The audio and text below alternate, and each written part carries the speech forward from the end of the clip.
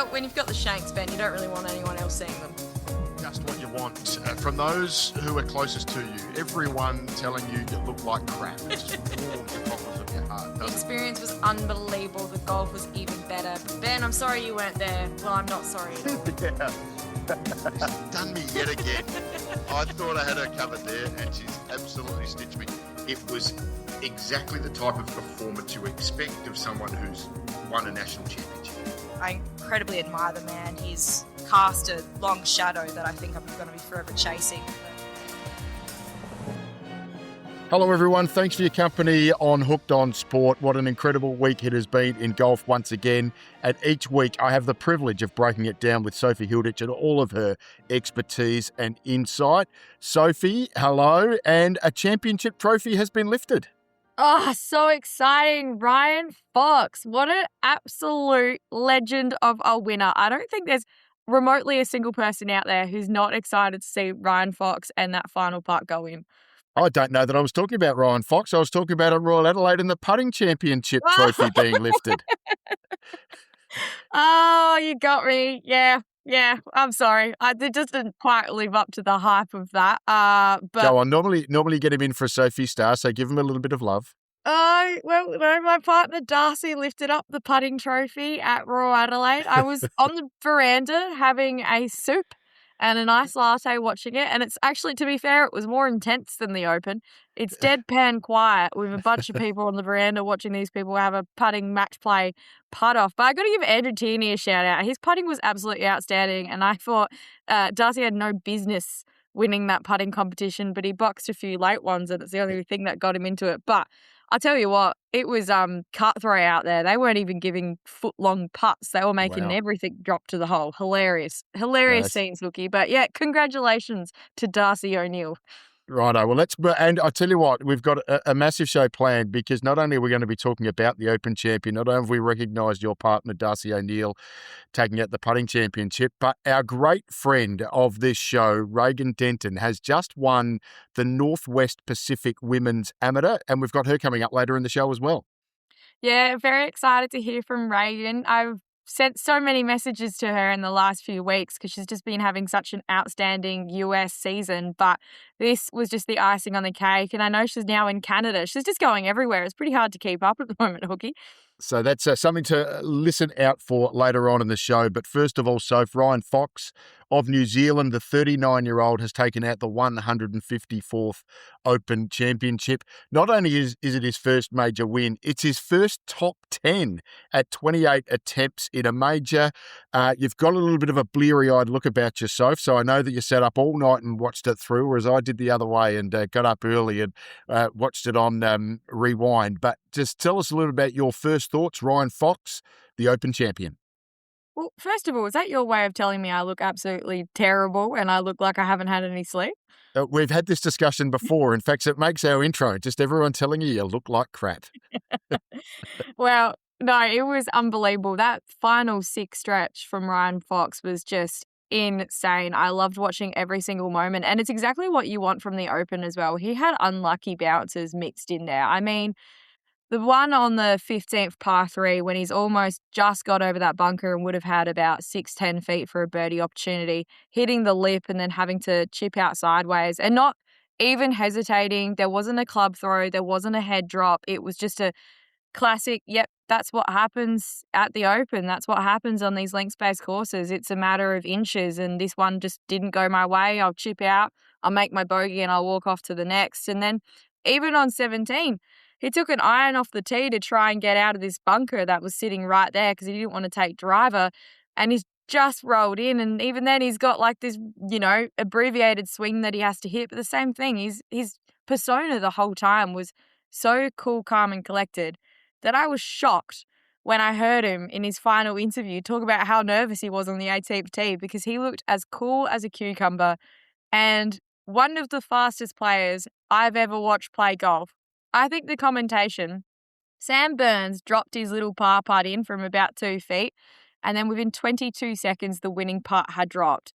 And I think the commentation was just shell-shocked. The cameras were in a flurry. They were thinking, oh my God, it's happening. It might be the winning putt. We have no idea what's happening. He's just going ahead and doing it. But it was unbelievable. It was such a cherished moment. It always brings a tear to my eye when this trophy is lifted up. To see the caddy's response as well, the quick drop to the knee, his hands in his head. I don't even think he believed it, but letting Ryan have that moment as well and not running up to him to get straight in the winning photo and let Ryan actually sink it in. And I don't even still think that Ryan sunk this in. I mean, he was a rookie on the DP World Tour at the age of 30. At 37, he was a rookie on the PGA Tour, and at 39, he's a major winner. That is just, it comes when it comes. It's older and it's further into his life than most major winners, but it's an absolute outstanding achievement and loved by everyone, I think. I think everyone was excited to see Ryan Fox lift that trophy. Yeah, never really played the game until he was about 16, 17 years of age. Didn't turn professional till he was 25 and a PGA Tour rookie at age 37. So the stories are quite incredible. He's a third-generation elite athlete. His granddad played Test cricket for New Zealand. His father played international rugby for New Zealand and was part of their 1987 Rugby World Cup triumph. The thing that really stood out to me, Soph, and you've identified it already, but he's gone birdie, par, birdie, finish, and the par was on the 17th, which is said where he found, unfortunately, that fairway bunker off the tee. But it just sort of reminds me of victories like, Jack Nicklaus in 1986, who went birdie, birdie, or he went birdie, birdie, birdie, par to finish. And everyone else was sort of falling by the wayside alongside of him while he just held his nerve. So if you go back to 86, Seve Ballesteros hits it in the water. Greg Norman makes a mess of 18.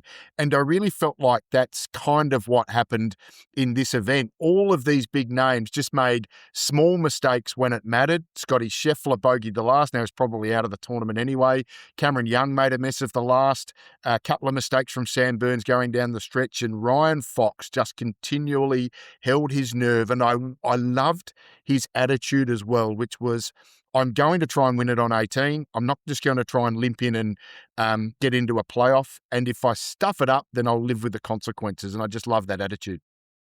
Yeah, well, I was watching Sam Burns a lot, obviously everyone was, and he shot the 2 over and it would have been incredibly disappointing. But I think the thing that stood out to me is Sam Burns was hitting, shots slightly offline and was getting punished, but it was immediately drop of the head, immediately a club slam.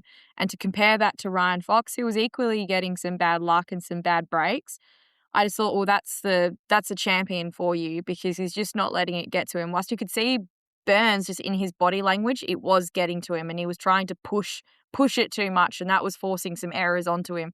So I think it was a lesson to be learned when you're out there playing golf. If you can try and keep a bit cool, calm and collected, and you know what, it is golf. We're out in the elements. It means little things are going to happen and things aren't going to go your way. And it looked like Ryan was trying to win that tournament on 18 and he said that's what he was trying to do. But it also looked like Ryan kind of had that what will be will be. I can only control what I can control. And at the moment, I'm just trying to hit 3 good shots. And if it doesn't happen, it doesn't happen. And that's kind of the persona that he let out. And it was the complete opposite to Sam Burns, his playing partner, who was right next to him. Yeah, and a couple of the big names as well. Scheffler, I think it was on 4 or 5, so this is pretty early on in the tournament, off the in the front 9, of course, where he hit an approach into the par 3 4th, I think it is, where he found the left bunker, short-sighted himself. He played a wonderful shot out and got it up and down, but he said, how does that happen? How does that go there? I hit the perfect shot.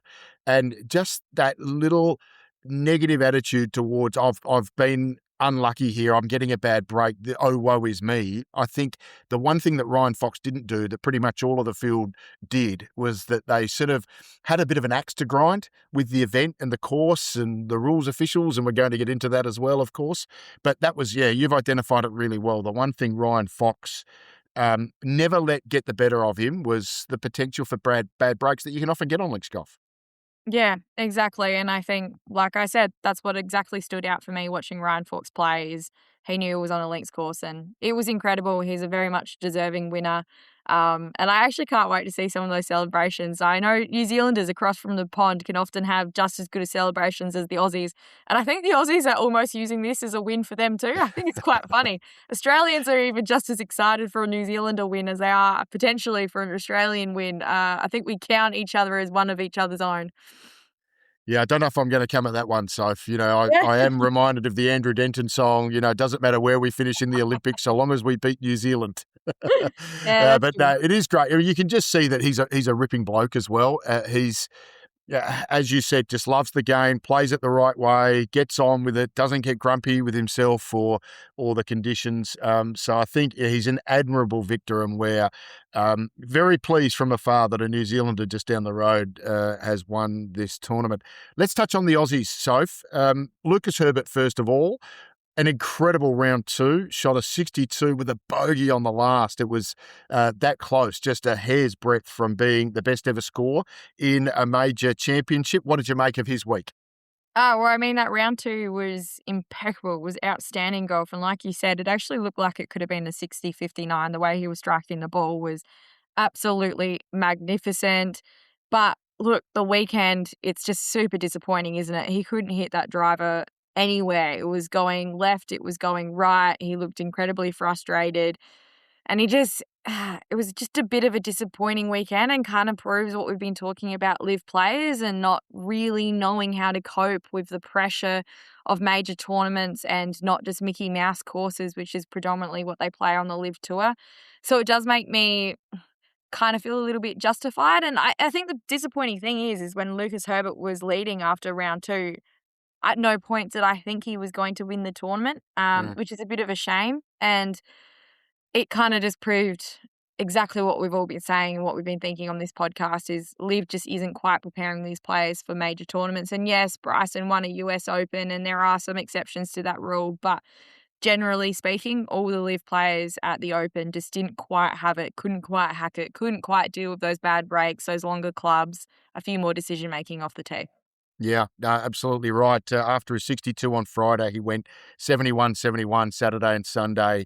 Still finishes in a tie for sixth. It's a fantastic week for him. He should be really proud. But when you get those opportunities to win, you want to take them as best as you possibly can. Min Woo Lee. So if we just touch on Min Woo, again, got himself in contention and then really sort of, certainly on day one, but then really threw it away after that. He finishes in a tie for 59.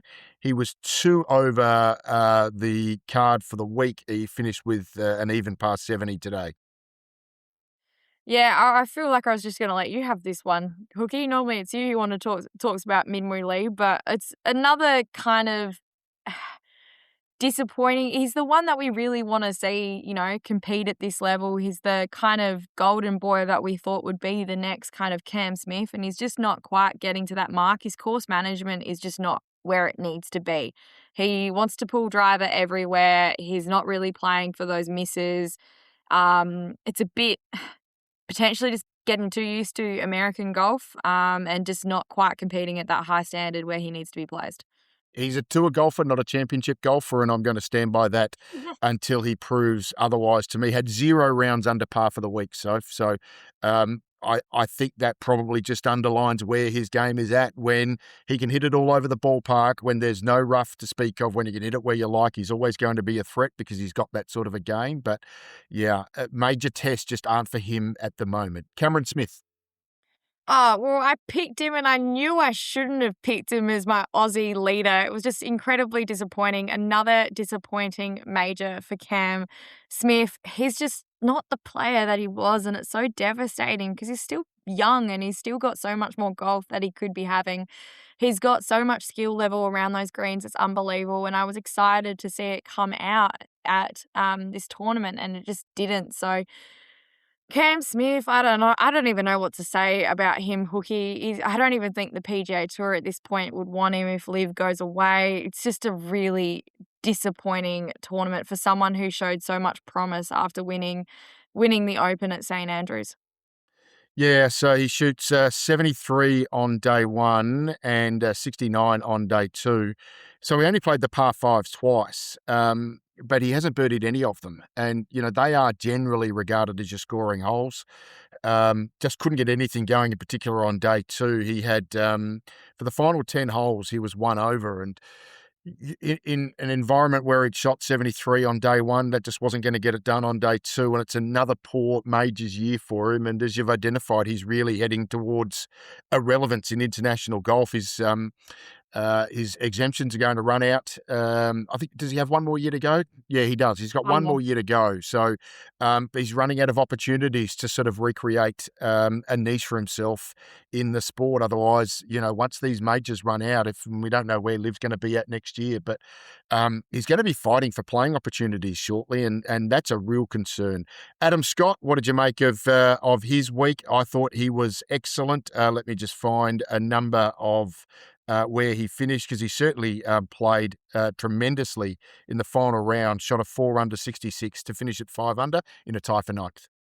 I mean, Scott's career is just unbelievable. He's kind of one of those people that is always still sitting around that mark. And I mean, if he was to lift a trophy, I would still be surprised, but I wouldn't at the same time, because he does just keep hanging in there, keep floating around. And for his age, it's just incredible. He's continuing to work on his game. He's not stopping. He's kind of like that Justin Rose caliber, where I don't see any of them going away anytime soon, which is remarkable when you're hitting your 40s. That's just insane to still be sticking there, to still have the same fight. I think he steps onto that tee at Royal Birkdale and goes, I'm here to compete and I'm here to win that trophy. I'm not here just to make a number and just to make the cut. And that's exactly how Adam Scott played. Cameron John, a great story. He got into this tournament on the strength of finished second at the Singapore Open, which is an Open Championship qualifier event.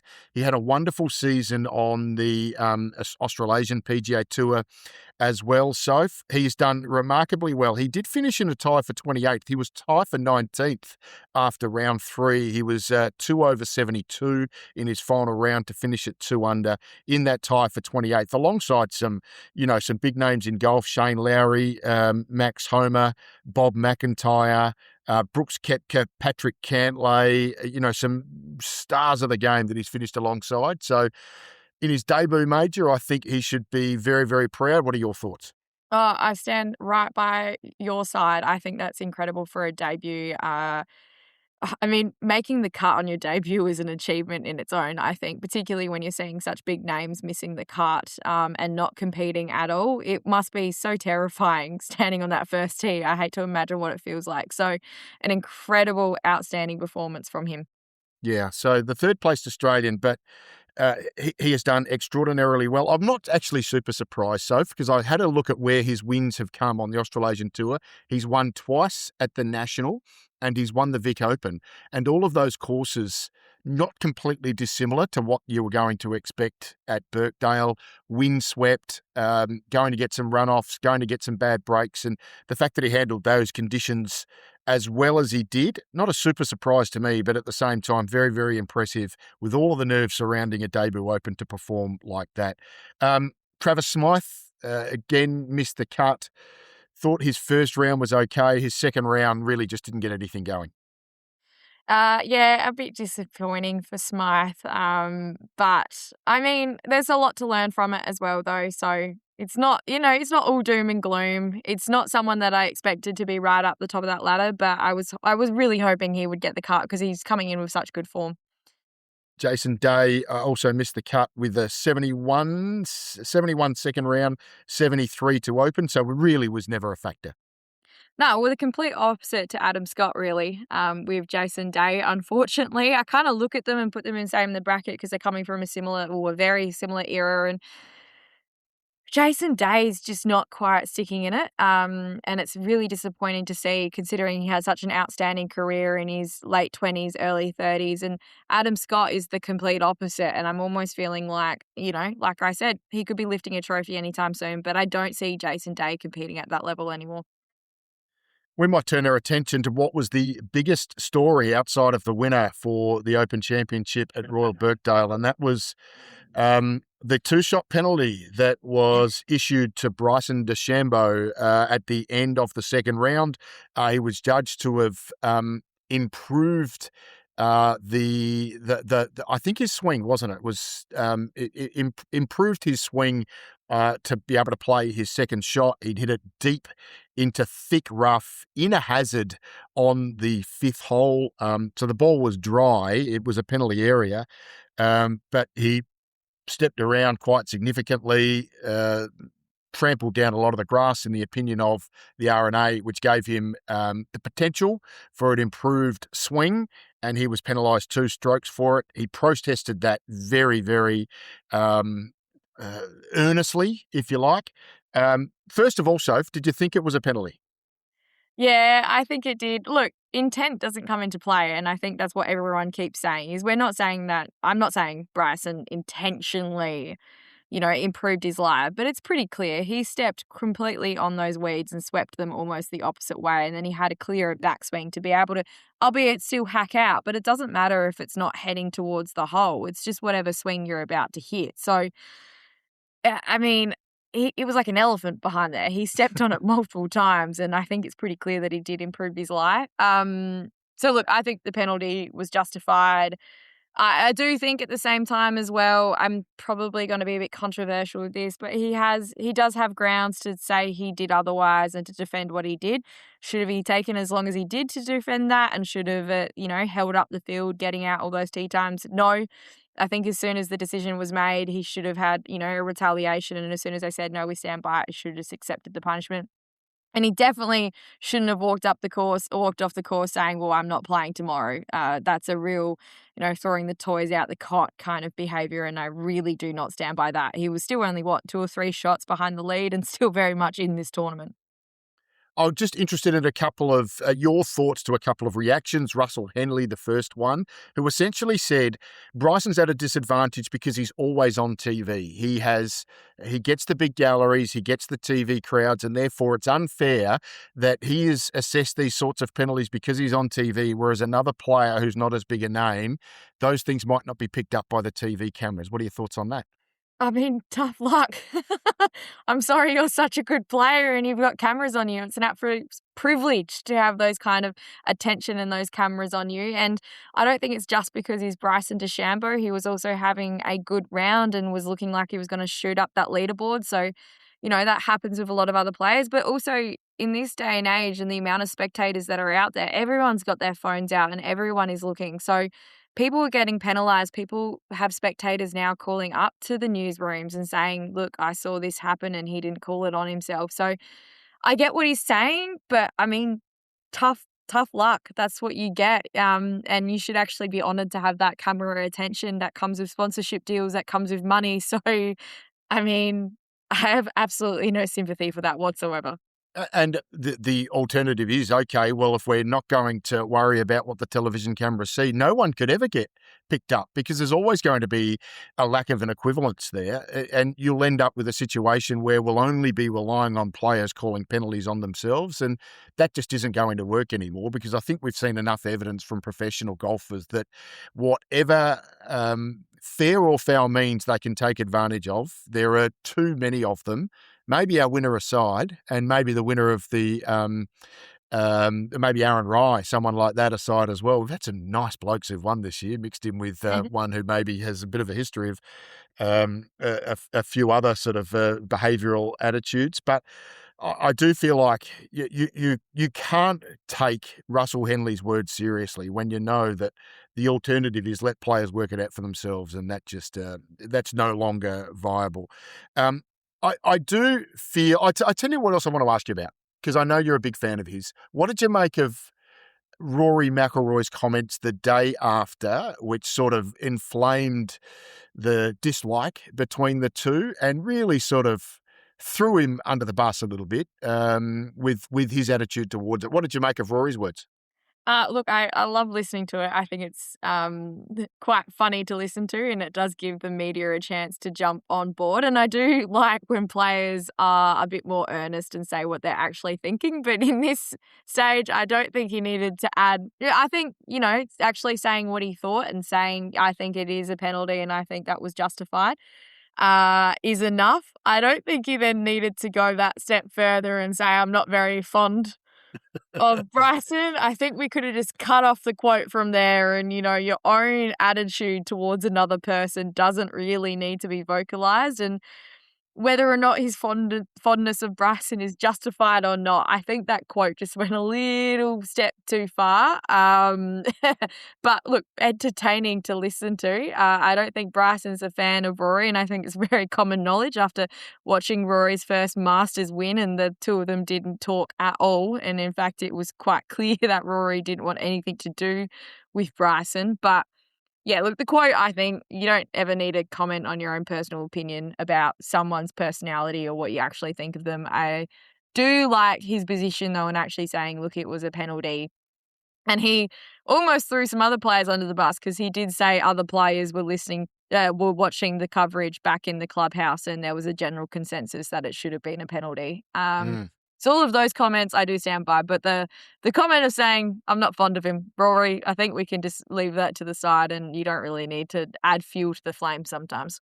It was kind of irrelevant to the debate, wasn't it? Either you Yep. think it was a penalty or It's it not. wasn't. You can't make a decision based on the fact that you're not fond of him. That was, in particular for Rory, who I think's a pretty intelligent and articulate speaker, to have a day to work out what he was going to say and then blurt out stuff like that, I thought was unfortunate. A bit of a miss from Rory, but certainly not as big a miss as the way Bryson DeChambeau handled himself.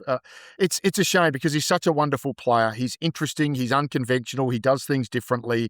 It was fascinating to watch him hitting balls until well into the night. He is someone who, in his own way, puts more into the game of golf than maybe anyone else out there as a professional player. But then you get these performative, these childish reactions to what was, I think most of us who are rational and, in the middle here think was probably a pretty fair penalty. No one's saying he did it deliberately. Actually, some people are saying he did it deliberately, but certainly the rules officials were determined to say it was inadvertent, but inadvertent doesn't matter. It's funny, I've just got the replay of live on the TV out of shot here, Sophie, and guess what they're replaying? We're finished with Ryan Fox. We're back to Bryson on day 2. So, yeah, he's always going to be someone that will be engaging, whether you like or dislike Bryson. He's just fascinating to watch in the game of golf, and yeah, where it ends up in 12 months' time if Liv does dissipate. And I was interested in what Eamon Lynch said at the end of day 2, which was you can understand why the PGA Tour would want him back, but you could also understand in that moment why a lot of the people on the tour would say not sure that he's worth the hassle.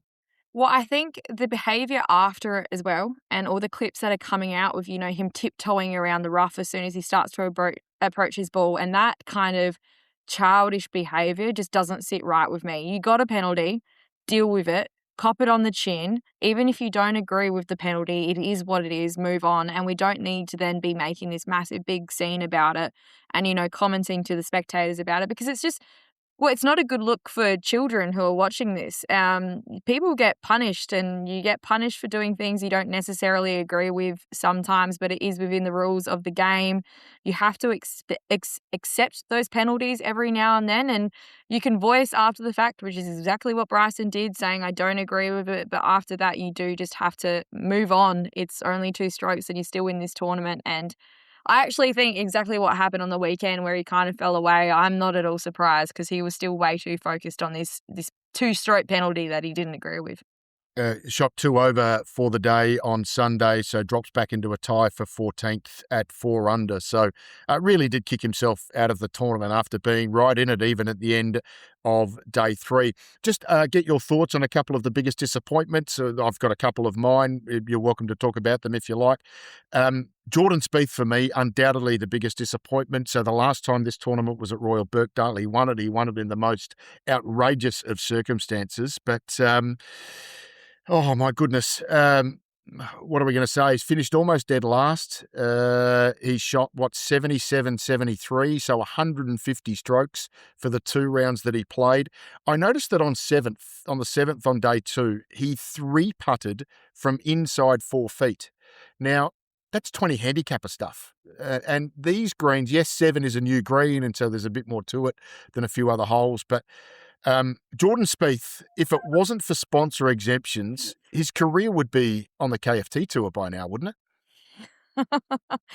Look, that's fairly harsh, but it's not pretty to look at the moment. And I think with the new structure that the PGA is looking at, Jordan Spieth is someone that we might not see as much as we would like. I think it's someone who's going to struggle to make, the top how many players they want to be in those events, and particularly once sponsorships go. I agree with you there, but you know what, Hooky, I really like Jordan Spieth, so I don't want to say any of that because I do love watching him play golf. He's entertaining as all, but his game for the past, 3 to 5 years has been anything but disappointing. Wyndham Clark, I thought, was another one that was disappointing. So takes the US Open only a month ago, missed the cut. He had consecutive double bogeys on the front nine in the second round. It's almost like for someone who seemed to be very stoic in the way he played at Shinnecock Hills, it felt like this course got the better of him this time around, and he kind of threw the toys out the cot, which is something you've identified early we saw from a lot of players. Your thoughts on Wyndham? I don't have much more to add on Wyndham. I'm not going to lie. I look at Wyndham and I just see an American golfer who's used to American golf courses. And once we put him on a links course, he doesn't really have that imagination that I like to see. He's, bomb and gouge kind of golfer. I'm not, he's still an incredible golfer, incredible skills, way beyond my level, but he's not one of those players that I ever really see lifting a trophy. Now, I've said that. He's going to completely prove me wrong in the next 5 years. But, he's not someone that I look at like a Shane Lowry that has those hands and those magician hands. Or, to be fair, even a Jordan Spieth back in the day was just so talented at seeing things that other players weren't seeing and using the slopes of the green and, coming up with all sorts of different shot shapes, those lower approaches, those lofted approaches. Wyndham for me is just someone who knows how to play a certain way of golf very, very well to a very good standard, but you put him in a different environment and his game just doesn't adapt to it as easily. Yeah, it's won 2 US Opens, and I agree with you. It's sort of hard to believe that he is a bit one-dimensional, isn't he? If it's not a big high slice, then a big high cut, then it's sort of hard to see where he's going to be super successful. I just put it this way: I don't think we'll ever see him win the Masters. I'm happy to rule him out there. Hey, Tommy Fleetwood, what are your thoughts on his week? Oh, well, that's another thing that brought tears to my eyes when seeing Tommy Fleetwood come down 18, and he birdied 18 as well, just like Ryan Fox. I think there was only 5 birdies on the final hole for the final day. But, I mean, an incredible effort, to be honest. There was a lot of pressure on Tommy. There was a lot of spectators out there watching him. I thought he handled himself throughout the entire tournament with so much grace. It was ridiculous. His interviews were all incredible. He was very focused on, he's very happy with his career. Obviously, he would want a major, but this isn't the be-all or end-all for him. Though I know he would have desperately wanted to lift up that trophy, but he was incredible, and watching him come down the 18th and the reception that he received and just letting himself soak it all in. I actually think Tommy had more tears than what Ryan Fox did. Put his hand on his heart and appreciated the crowd. What he fell 3 short in the end, but I mean, that's an incredible effort. I really, really do hope I see Tommy Fleetwood with a major. He's getting older and it's getting less and less likely. There's more players coming out with extreme talents. It's unbelievable. It's kind of hard to pick a winner at the moment once Scotty Scheffler's not in the, nowhere near the leaderboard, but it was incredible. And it's actually something that I really loved watching. I loved watching Tommy this week. I thought his composure throughout the whole tournament was incredible to see. And he's actually someone that I always think people should go and watch his game because he's not someone who loses it when he gets a bad break. And in fact, he stays completely steady the whole time.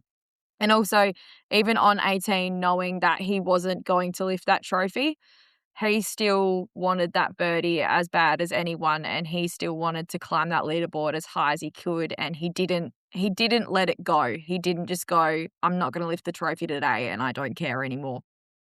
We've already touched on him. Rory McIlroy finished in a tie for 40th, a 1 over 71 today. Thought it was interesting that the 2 holes that Ryan Fox birdied, 16 and 18, he played them in 3 over to round out his week. What did you make of Rory McIlroy? Yeah, it wasn't a good week for him.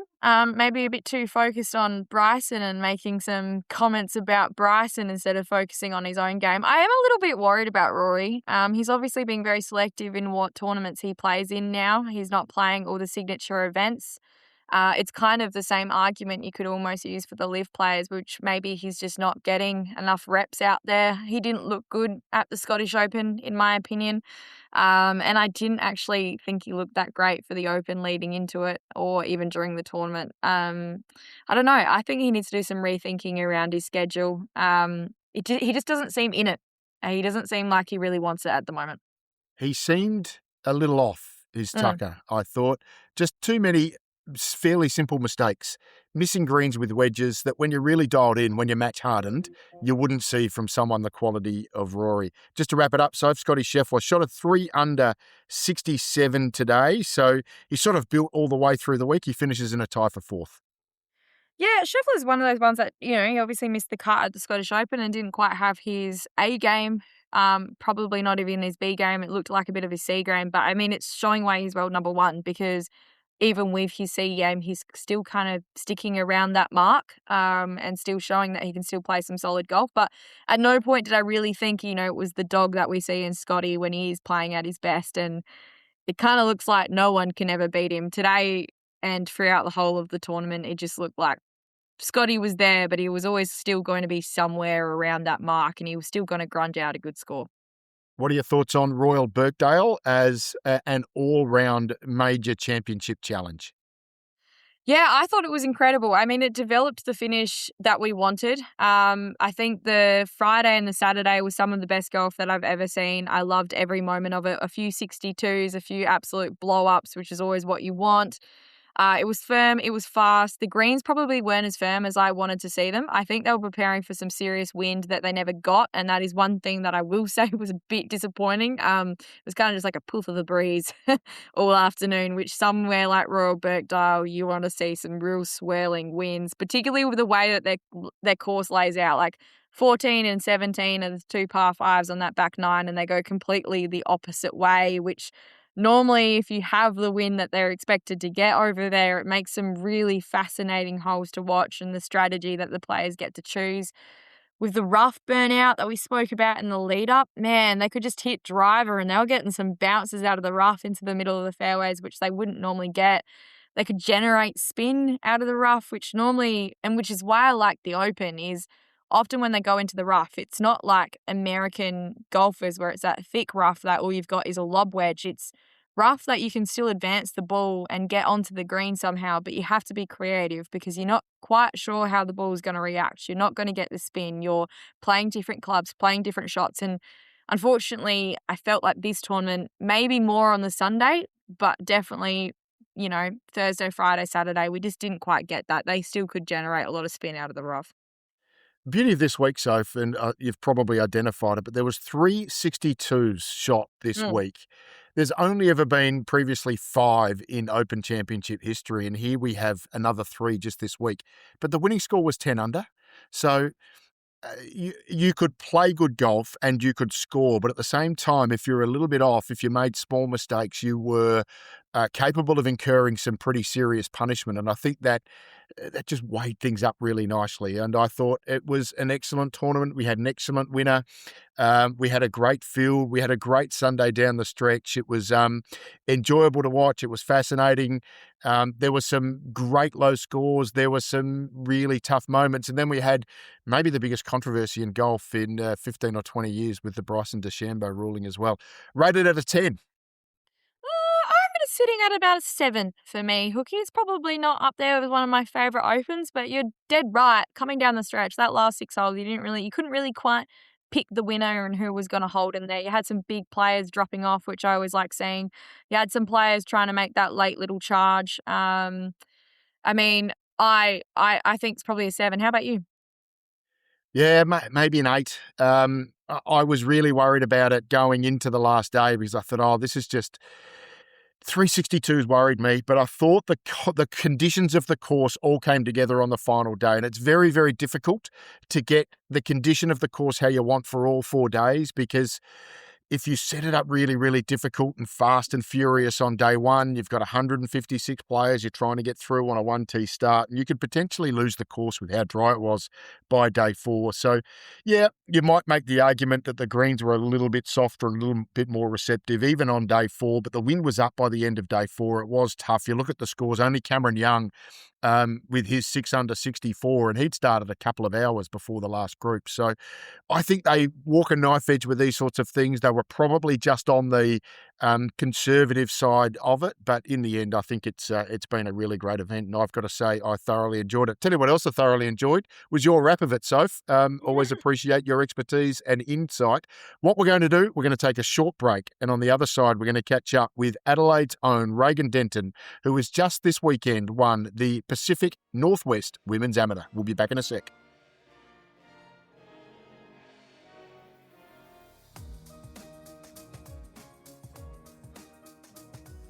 Well, there's been a heck of a lot more going on than the Open Championship in golf around the globe. The Pacific Northwest Amateur was in Oregon over the course of the last week. And in one of the great news stories for South Australian golf, our very own Raegen Denton has taken it out, not just as the stroke play medalist, but as the match play winner as well. We are incredibly proud of her, and we're incredibly lucky that she's been good enough to join us from all the way in Canada. Raegen Denton, welcome back and congratulations. Thank you so much for having me, guys. A trophy. Just tell us all about the moment when you knew you had it done. It was a pretty comfortable final victory, but nonetheless, I'm sure there were plenty of nerves on those final few holes.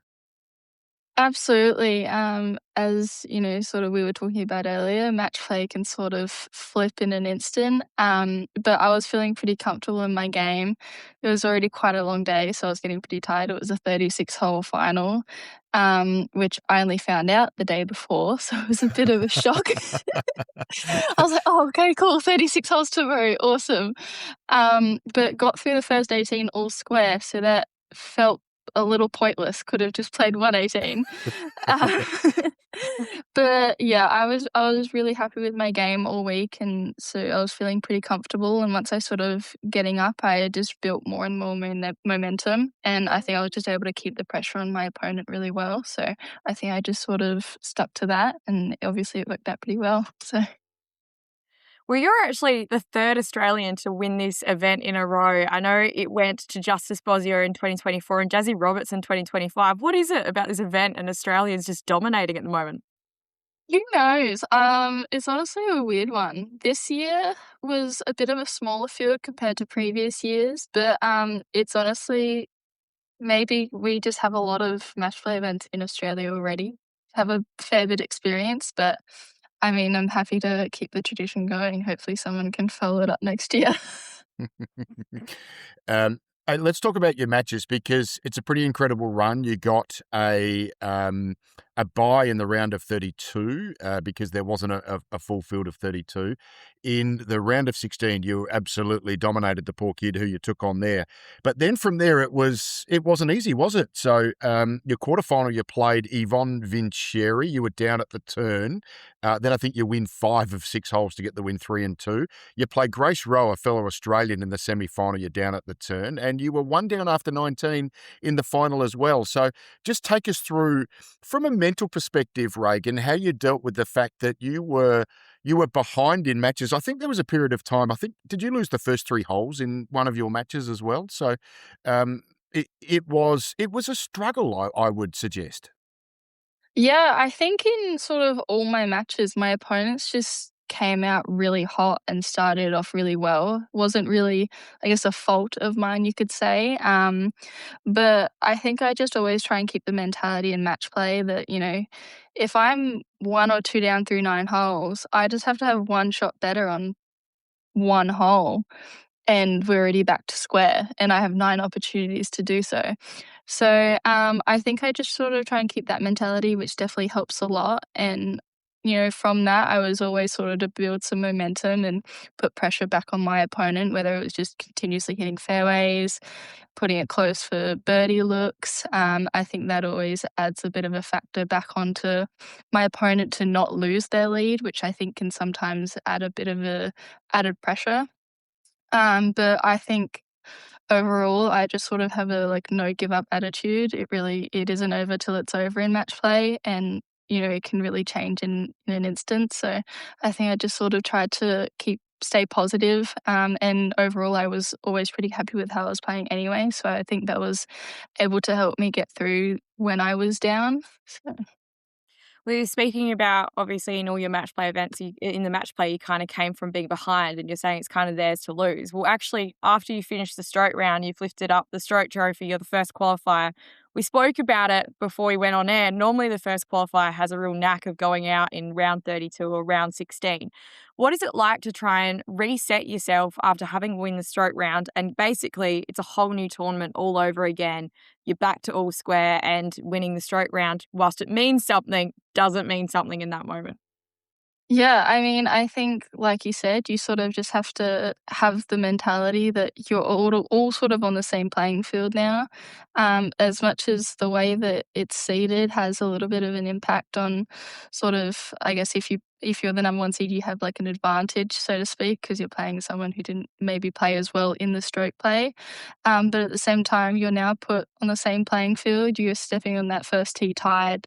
So I think I was still just trying to stick to my game. Obviously the stroke play gave me a bit of confidence. I was getting very used to the course, and from there I was just able to sort of play my own game. I didn't let my opponents affect the way I played too much, which I think sometimes can and probably should happen in match play because it is the 1v1.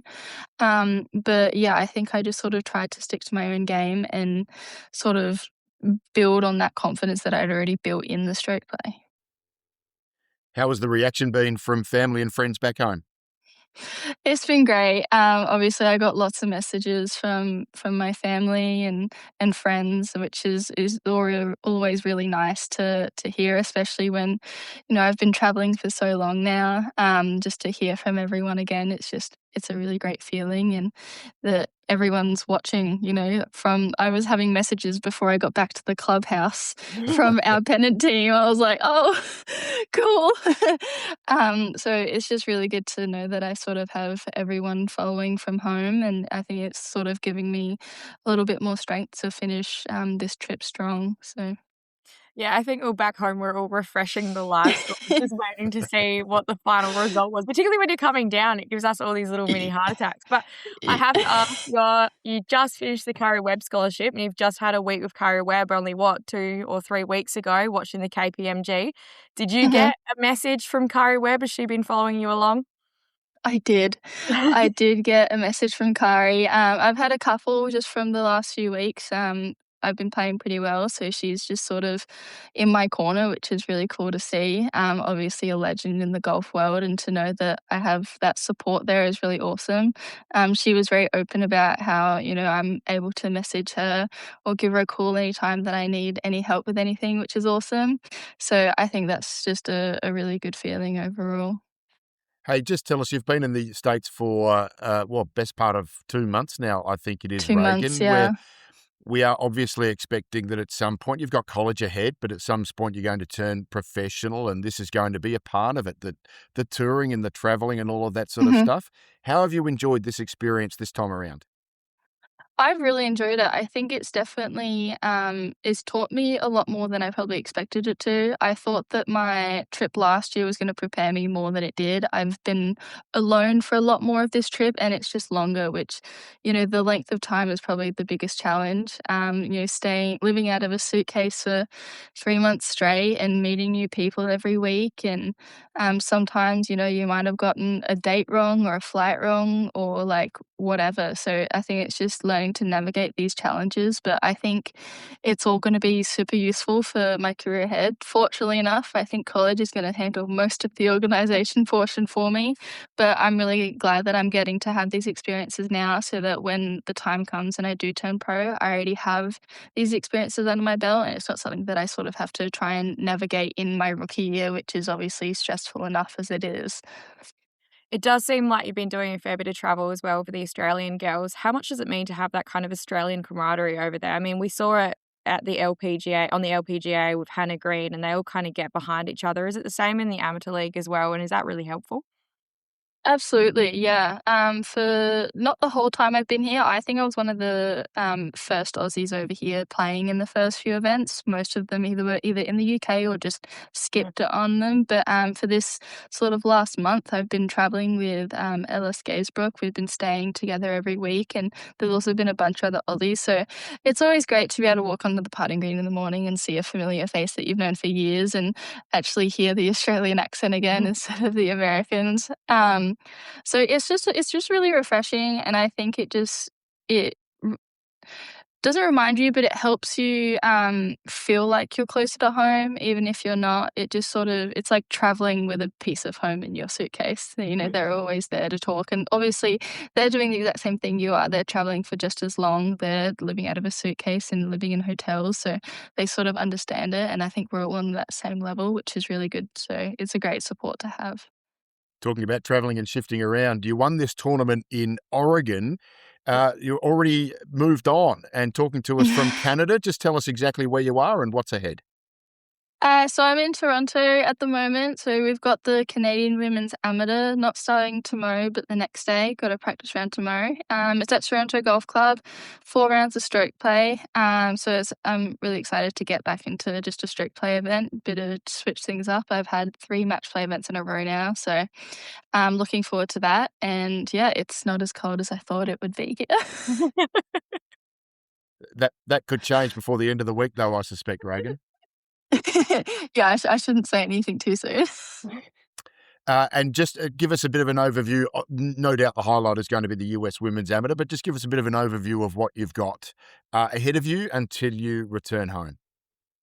Yeah, so obviously I've got this event, 4 rounds, and then I'll be back in Jacksonville for I think about 8 days. I've actually got Wiki coming over for I think 6 or 7 days, which I'm really looking forward to. Obviously, having gotten the chance to work with him super closely over this time, so I think that should be a really good timing before USAM. Be able to do some good work before then, and then from there we'll I'll be in Tennessee for the USAM, which is stroke play, then into top 64 for match play before I go home and then make my quick return for college.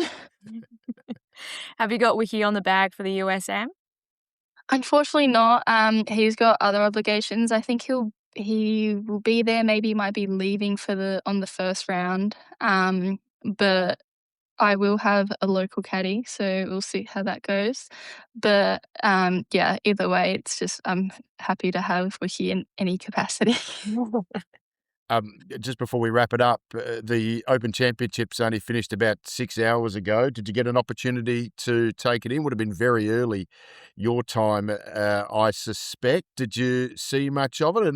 And Ryan Fox, a New Zealander, so just over the ditch, the winner. What did you make of it? Can't say I saw a whole lot. I was seeing a lot on Instagram about the whole Bryson debacle that I think stole some of the focus of the week. But I think even not getting to watch it, it's great to see I'd say a fellow New Zealander win. I think it was only like the second one of the event, Yep. which is really cool. So yeah, I think it's awesome. Didn't get to watch a lot of it though. I was sleeping. Well, I have to ask, Rory had some frank words to say about Bryson. Do you think the 2-stroke penalty was fair? I mean, whether it was intentional or not, I think Rory was right. You know, he does have a lot of eyes on him, so unfortunately not everyone can have that many eyes on them. I think it's just a bit of a flip a coin. Who knows? I think he could have stepped somewhere else, potentially. But, I mean, I guess golf is golf, right? Sometimes it happens, sometimes these things, so it did improve his swing. Whether it was intentional or not, who knows? Very Well, diplomatic answer. And we're talking about all eyes on Bryson. I tell you what, from back home here, Raegen, all eyes are going to be on you over the next couple of weeks. We're looking forward to seeing how you perform not only at the Canadian Women's Amateur but also the US Women's Amateur. What an amazing couple of days it's been for you, not only lifting a trophy but getting a text message from Kari Webb and Sophie Hilditch all in one hit. That's pretty special, isn't it? Absolutely. I skipped right past Kari's message, went straight to yours, Sophie. I was so excited. Amazing. We're so proud, Raegen. Congratulations. All the very best for the next couple of weeks, and thanks for taking the time to join us today. Of course. Thank you so much for having me. Thanks, Rags. Thank you.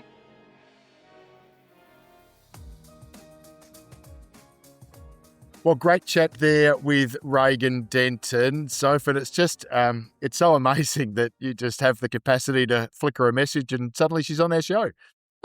And more than willing to. I was like, don't do it if you don't have time. You've got another tournament to prepare for, and then I know you're going to the USM, but the fact that she's still willing to come and talk on Hooked on Sport with all this success that she's having, I'm so thrilled. But no, it's always good speaking to Raegen. She's an absolute beautiful girl, and I love all her insight. And she's not afraid to tell you how she was feeling or how she was going, which is what I love. She's very earnest, but also speaks so beautifully. So always a pleasure to speak to Raegen.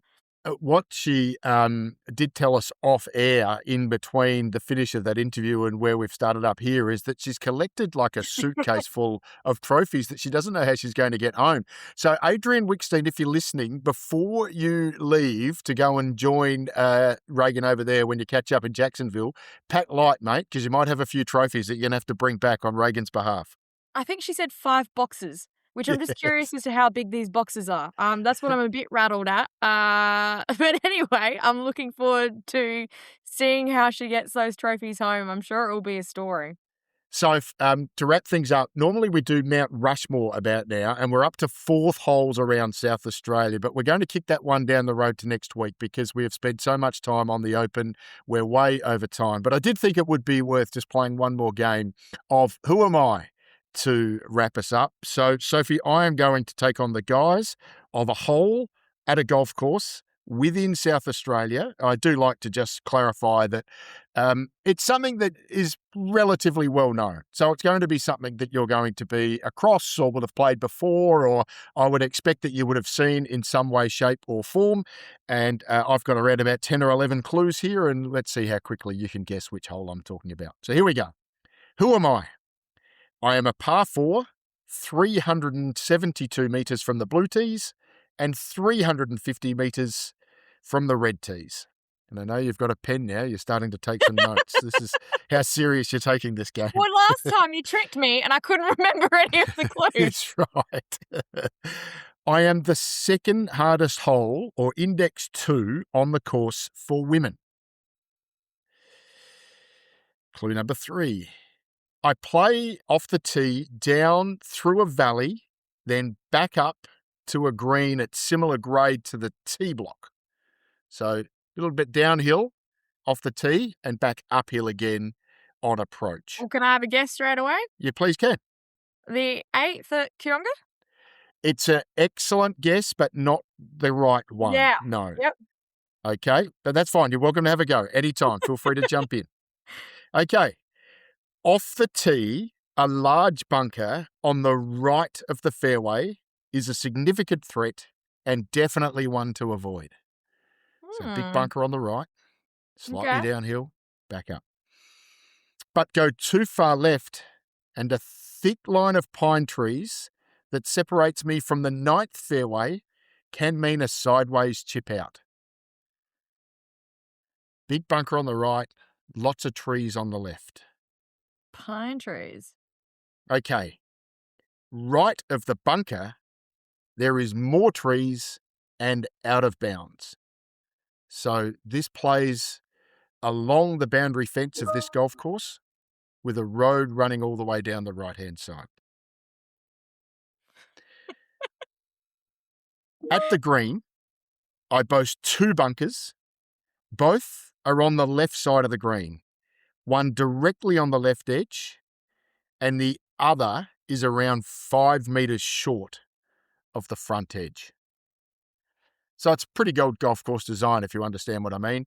If you go out to the left and avoid that bunker, then your uphill approach into the green sort of comes over the front of the first of those two bunkers on the left. The miss on approach is the right edge of the green and just off, where no real trouble lies. My green slopes steadily from back right down to front left. Back right to front left. So there's a road running beside me. I've got pine You wouldn't trees. really see it because of the trees, There's but it's pine there. trees on the left, and there's a Yep, big bunker on the right that I'm trying to yep, avoid off the tee. yep. I'll give you the next clue. I reckon you'll start to hone in on it here. I'm the first hole on the course. Is this? No, but you said it's a par 4. It's a par Oh, no. 4. You're the first hole on the course, and you're running beside a road. Is this Blackwood first hole? It is the Blackwood first hole, Sophie Oh, Hilditch. Congratulations. that was terrible. I could see the tension on your face as you worked through that. I was like, what is this? Is there not? Is it only? I thought there was 3 bunkers on Blackwood on the left-hand side, but is there only 2? 2 big ones. So one right up against the edge of the green, and the other one, the back of the bunker is about 5-10 yards short of the front edge of the green. Yeah, So yeah. I've got you. No. I can't believe that's taken me so long to pick that. It's probably because it's a great hole, but I hate starting on that hole. So I think I've just blocked it out of my mind forever and always. I actually, in my pennant match play, I was in that front bunker on the left that's like 10 meters off the green. And I think it's the best like par I've ever made in my life from that bunker. Yeah, I tell you, I've played there a bit, not recently to be honest, but I have played there quite a bit going back 5-10 years ago, and that was a brutally tough start to any round. If I walked off with a bogey there, I was pretty relaxed about my It's world. it's a fairly long par 4 as a starting shot, and to be fair, that having that main road onto your right hand side, I know I think you also threw me when you're like you don't really notice it. I was like, it's like the one thing that I do notice when I'm standing on that tee. But you probably haven't played it off the red tees. The red tees are really close to those pine trees that line up the right hand side. No, that is exactly right. So as a left-hander, and you're always thinking, I'm probably going to hit a squeezy little cut here, those trees are in play for me Oh yeah. because I can often hit a tiny bit of a pull that's going to then cut around to the middle, but I can catch a bit of those. In fact, I'm sure I've done it at least once before off that tee, found those pines on the Well, I right have seen and had my someone second shots from about 345 metres out. Well, I have seen some of our star Sanderson players hit those trees off the red tees, and it is one of the most embarrassing things to ever do. You don't feel good about yourself remotely, and all you got to remind yourself is it's only one hole and it's the first hole of your match, and you've only got about 40 people watching you, so don't worry about it. So anyway, I hope everyone's had fun taking on Sophie in Who Am I? And I reckon 1 or 2 might get that beforehand, but I it'll be think interesting to... I think people should definitely I'm going to be disappointed in the listeners if they don't get that before me. Great chat, as always. Thanks so much for all of your expertise and insight, in particular in the Open Championship. It was great to share that conversation with you and Raegen. Soph will do it all again next week. Thanks so much, Hooky. Have a good one. See you then.